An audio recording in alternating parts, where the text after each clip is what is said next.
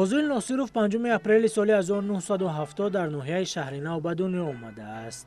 پدرش بابامراد ناصرов و مادرش انوره عنایت و 9 فرزند داشتند و از میان آنها 4 پسر مهر به صنعت کلاهگری پیدا کردند. هنگامی که پدر ذوق آنها را می‌بیند اندیشه می‌کند که برای تکمیل دادن پیشه کلاهگری برای آنها استاد صاحب تجربه لازم است. همین طریق آنها را نزد یک کلاهگر ماهر اشورالی یادگارف میبرد تا نازکی‌های کلاهگری را از خود کنند. فاضل، بهادر، شهرت و بختیار کمی هم باشد از نازکی‌های کلاهگری آگاه می‌گردند، ولی با تقاضای وقت و زمان به کارهای دیگر بند می‌شوند. فاضل ناصرов ژرف‌تر به این صنعت وارد می‌شود و تلاش می‌کند که نام استادش اشورالی یادگارف را زنده و جاوید نگه دارد. طولی چندین سالها می شود که من با این هنر مشغول هستم و ضمن این یادآوری مینه‌داری خود را به استاد شادروان اشورالی یادگارف میرسانم، از برای آنه که یک سببی بودن از برای نزدیک شدن من به این هنر و آگاهی من که در دوره های نورسی من بود. و این خاک در حقیقت یک معجزه است. کلاهگران نسبت خاک احترام بزرگ دارند و چون حکیم عمر خیام تاکید میکنند که این کوزه‌گران که دست بر گل دارند گر عقل و خیرت نیک بدوی بگمارند، هرگز نزنند مشت و سیلی و لگد، خاک پدران است نکوش می‌دارند. در دوران نورسیش هرچند تجربه میگیرد و هنر میآموزد، ولی اسرار این صنعت برایش روشن نبود. با دستگیری های استادش هر گونه کوزه و ارمغان های زیبا را می ساخت و این کار در نظرش به مثل بازی های کودکی بود. بعضا آفریده هایش به خودش پسند نمی آمد و از این رو افتاده می گشت، ولی ترک هنر نمی کرد، زیرا در عمق قلبش این شغل مسکن گرفته بود. مولوی جلال الدین بلخی میگویند که هر کی را جامه ز عشق چاک شد، او ز حرص و عیب کلی پاک شد. شاد باش ای عشق خوش سودای ما، ای طبیبی جمله علتهای ما.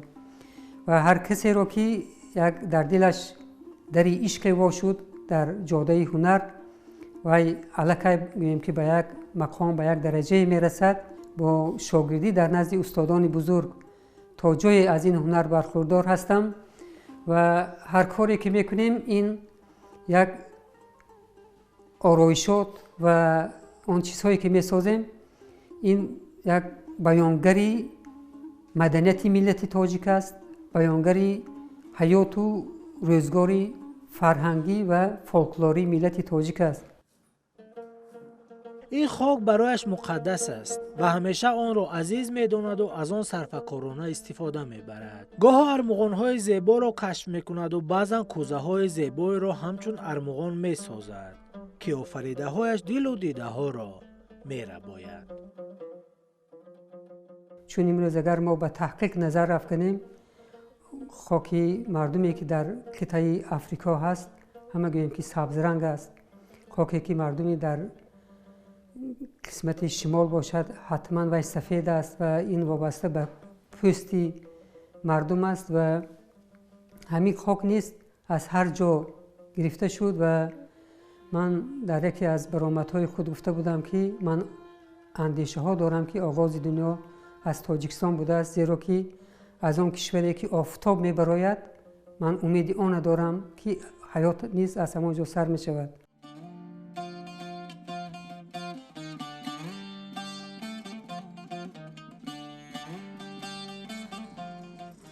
او در صنعت کلاهگری علاقه آب و تاب یافته بود و این کار را شغل دوست داشته خود می‌دانست. چون اشعار بزرگان را بیشتر می‌خواند، راه علم برایش روشن بود و سال 1991 تصمیم گرفت که حجت‌هایش را به دانشگاه دولتی آموزگاری تاجیکستان به نام صدرالدین عینی و فاکولته فیلولوژی سپارد و رشته آموزگاری را کسب کند. او میگوید وقتی که من در آنجا تحصیل می‌کردم با کارم یک تحولات نو شد، یعنی از شعرهای بدل، خیام، رومی و حافظ در تصویرهایم استفاده می بردم. بر کارگاهی کوزه‌گری رفتم دوش، دیدم 2000 کوزه گویا و خموش، ناگاه یکی کوزه برآورد خروش، کو کوزه‌گر و کوزه خور و کوزه فروش. و این یک الهام از اشعار عمر خیام است، این حکیم بزرگوار. و جمله این کوزه هایی که ما میسازیم یکی از رسالت کلالگران این ساختن کوزه است. و چون من از هنری که مجسمه آفری هم آگاه هستم و من برخی از مالهای من این سیماهایی که زنی تاجیک رو آفریدم و یا اون اسبک باز و یا بوسکش یا دیگر چیزایی که ما داریم، همه اینها که کارهای دوم درجه و اصلا وظیفه من این ساختن کوزه ها است. و گاه ها ما آبرس‌هایی که میسازیم از چیز یک تمثیل میگیریم. مثال همجا یک اسبک بازی داریم که و گوییم که صاف تمثالی ملی اسبک بازی تاجیکان که من باید در ایجادی یگون هنرمندی نه ازبکستان نه دیگر منطقه ندیدم، چون در قرقیزستان هم بودم. این رو من از گوییم که شبیه یکی در شیشه تریزه در زمستان بود، من به هوای نگاه کرده همونجا بهر خود الهام گرفتم که باید هم که چی ساخته شود و من وای رو ساختم. و از روی همین میگم که واسطه ها سبب های الهام از هر گوشه می آید. شوهرم از روی این کسب به خارجه البته سفر کردن، به امارات عرب، به شهر قزاقستان، قرقیزستان و به ناحیه‌های دوردست خودمان روی همین کسبشان سفر داشتن. اقبالای رؤوفова در اویله‌ی کلالگر به دنیا آمده است. پدرش عبدالحمید و مادرش مقدس نام دارند. اقبالای هنگامی که نورس بود به مثل جهان‌آرای دخترش نزد پدر نشسته از هنر پدر ذوق می‌برداشت و آهسته آهسته این مهر در دلش جا گرفت و میراث پدر را صاحب گشت. پدر اقبالای عبدالحمید رؤوفov بیشتر به ساختن ارمغان‌ها مشغول بود. طبق، اسپک‌ها می‌ساختند، پشتک‌ها می‌ساختند. برای ما بسیارتر شوق‌آور اسپک و پشتک‌هاشون بود. در دوره‌ای که در قره‌طاق اویلوی سکونت داشتند، زندگی می‌کردند، پدری وی نیز با همین لای گاه نگاه کار دست به کار بودند و با ساختن پشتک‌های ملی و اینچنین اسپک‌های افسانه‌ای که وی خاصی مردمی استادانی قره‌طاق بود با همین مشغول بودند و من بدتر از این آگاه شدم و گویم که این در اویله یک صنعتکار به واقع رسیده است. ما هم کودک مایده که بودیم همه لای پدر کتی به چسبایش به کار پدر شروع میکردیم. بعداً کلان شدیم، به شوهر برآمدیم، آمدم به خانه شوهرم هم کلاهگر. با همین شوق و ذوق من بلندتر شد. حاضر علاقه اویلوی ما با همین کسب مشغولیم.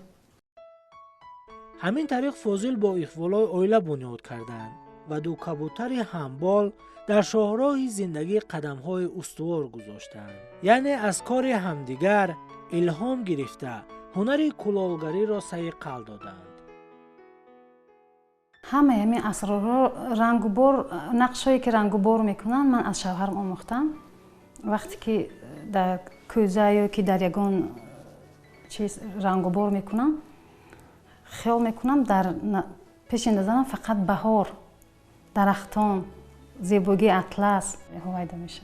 ما کوشش میکنیم که یک سهمی ایجادی خود را در معرفی این ملت با تمام آن رنگ و نقش‌هایی که هست داشته باشیم، زیرا که تاجیکان را با همین که نقشی اطلس و ادرسشان در چنانی که در تنی بانوان زیبا همین گونه متاح‌های بسیار دلربا لباس شده است و این چنین آن سیماهایی که ما می‌آفریم، مثال آن یوسفید اسپک بازی که ما داریم، این هم نقشی صاف فولکلوری تاجیک است. ما کوشش کردیم که در همه جا در آرایش به همه طلبات این ملی بودن آن رعایت کنیم و اون نقشهایی که میکنیم همه برداشت و آموخته شده از نقشهای ملی تاجیکانه است.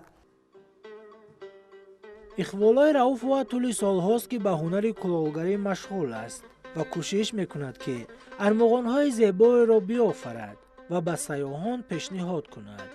ӯ бо ин ҳунараш борҳо соҳиби диплому ифтихорнома гаштааст ва зиндагиашро аз ҳисоби ҳунараш пеш мебарад.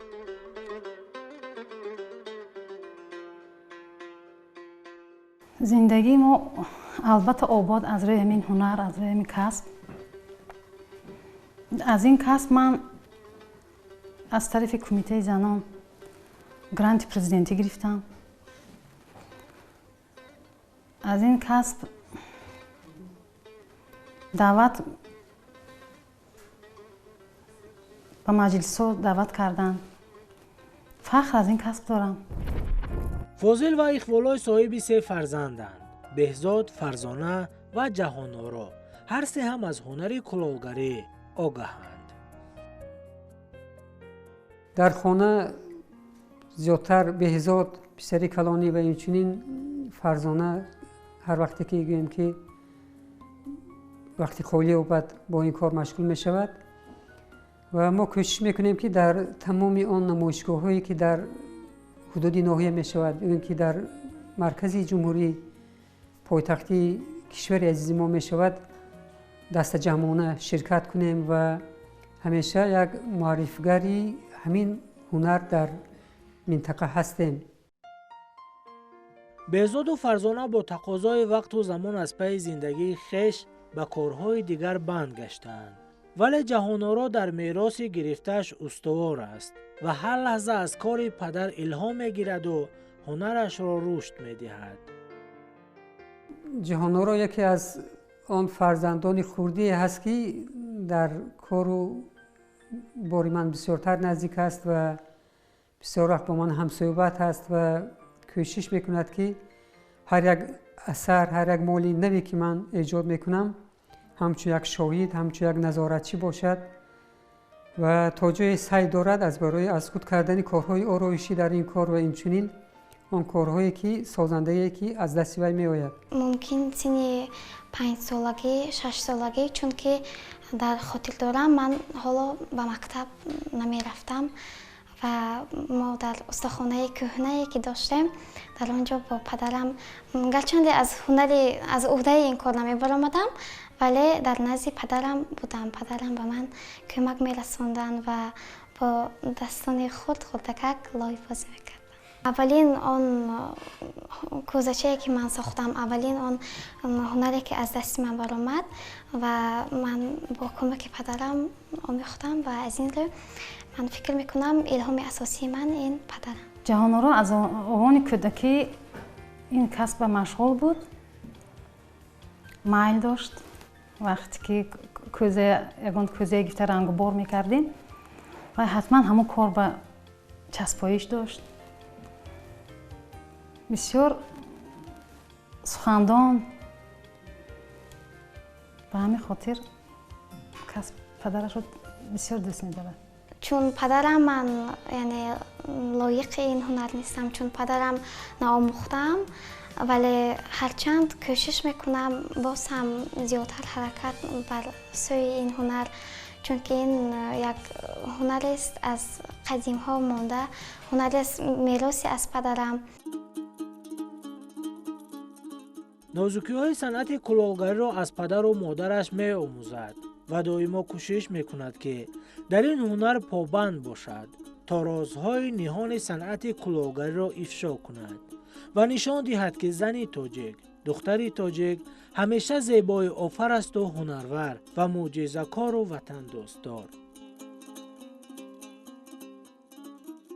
то он дараҷае ки ман метавонам кӯзаҳои як даста ва ё мо худ номгузорӣ мекунем ва кӯзаҳо он хуштакчаҳое ки мо мебароем барои арғумон аз уҳдаи онҳо мебароем ва боз он арғумонҳое ки мо با یاری قالب‌ها میبریم. از عهده آنها میبرایم. در آینده مقصدهایم و آرزوهایم چنین است که میخواهم این هنر رو دوام دهم. میخواهم دوامگری هنر پدر باشم.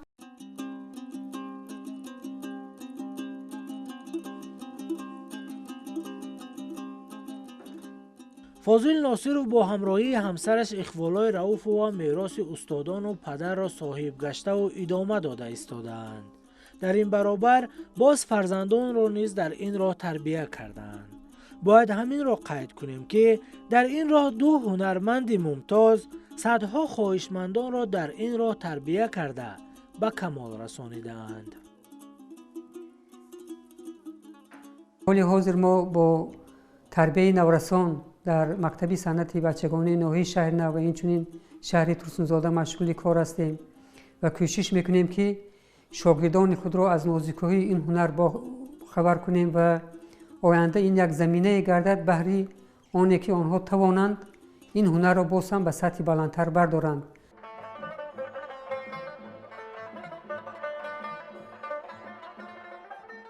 بخشیده به سالهای رشد دهات سیاحی و هنرهای مردمی، فاضل ناصرov و اقبالای رئوفova کوشش دارند که ارمغانهای نو را روی کار آورند. از جمله ارمغان تازه را بخشیده به 5500 سالگی سرزم باستانی روی کار آوردند و این عائله خوشبخت در زندگی و کارشان همیشه استوارند و کوشش دارند که میراث گذشتگان خود را پابرجا نگه دارند. بر کوزگر پریر کردم گذره، از خاک همه نمود هر دم هنره. من دیدم اگر ندید هر بی بصره، خاک پدران در کف هر کوزگره. واقعا هم فاضل ناصرov توانست که هنر کلاهگری را رشد و نمو دهد و ارمغانهای زیبای را آفرد و به جهانیان معرفی سازد که این هنر ملت تاجیک است.